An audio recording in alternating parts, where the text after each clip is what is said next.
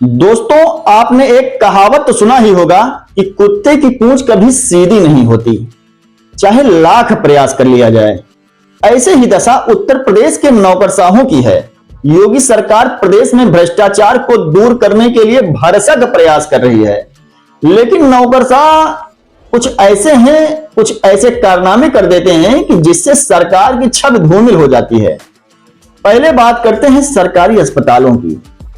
आज हम सरकारी अस्पतालों की व्यवस्था की पोल खोलेंगे और यह पोल जो खुलेगी वह किसी के द्वारा कही गई बातें नहीं, बल्कि हम आपको आंखों देखा वाकया बताएंगे। सबसे पहले हम अयोध्या जिले के गोसाईगंज सामुदायिक स्वास्थ्य केंद्र की बात करते हैं। 28 नवंबर को पैरालिसिस की शिकार एक महिला को उसके परिजन गोसाईगंज सीएचसी लेकर जाते हैं। परिजन मरीज को एडमिट करने के लिए पहले तो इधर उधर भटकते हैं।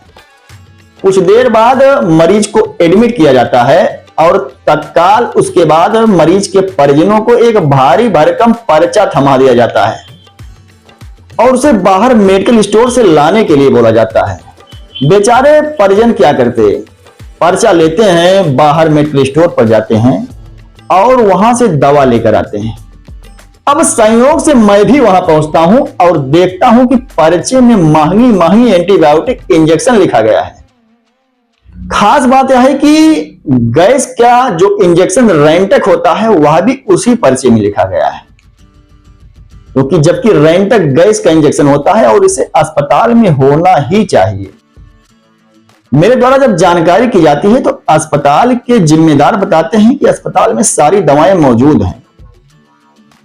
अस्पताल के चिकित्सा अधीक्षक इंद्रजीत वर्मा भी कई बार यह कह चुके हैं कि अस्पताल में सारी दवाएं मौजूद रहती हैं, बाहर से लिखने की कोई आवश्यकता नहीं है।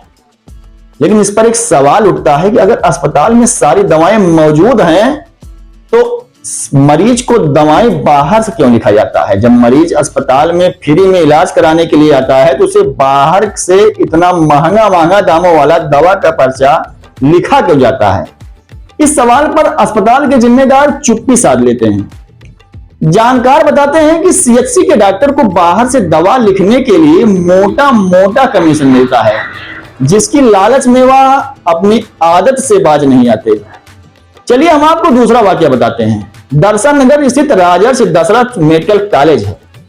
यहां पर शुक्रवार को करीब 12 बजे मैं अस्पताल में घुसा ही था कि एक व्यक्ति अस्पताल के अंदर से बड़बड़ाता हुआ निकला। मैंने उस व्यक्ति से उसकी समस्या पूछी तो उसने बताया कि वह शहर से कहीं कमाता है बाहर और वह अभी 2 दिन पहले गांव आया था। उसे जुकाम हो गया, बुखार हो गया। सोचा कि चलते हैं अस्पताल से फ्री में दवा लेके आते हैं। उसका कहना था कि जब वह अस्पताल पहुंचता है, चिकित्सकों को दिखाता है तो उसे एक भी दवा अस्पताल से नहीं दी जाती है। दूसरा वाकया आईसीयू रूम के बगल, मरीजों से खचाखच कमरा।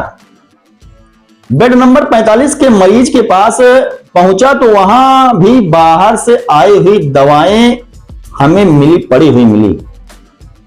नजर एक उल्टी की दवा पर गई। जानकारी करने पर नर्सों ने बताया कि जो दवा आती है भैया हम वही देते हैं।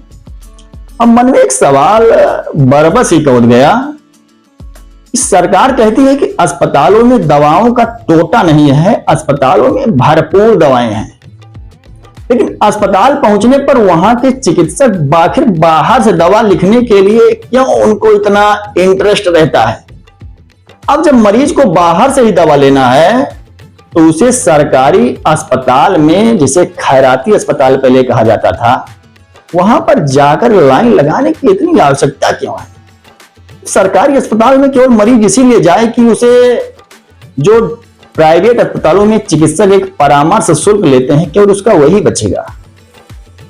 अब मेरी सरकार से अपील है कि यदि कोई जिम्मेदार सरकार का इस वीडियो को देख रहा हो और वीडियो किसी जिम्मेदार तक पहुंचे तो वो मेरी बातों पर विश्वास ना करते हुए कृपया इस सरकारी अस्पतालों की गोपनीय जांच करा ले। मामला दूध और पानी हो जाएगा और मेरे इस खबर की पुष्टि हो जाएगी। तो दोस्तों आज के लिए इतना ही। अपने दोस्त अमित तिवारी को इजाजत दीजिए। नमस्कार।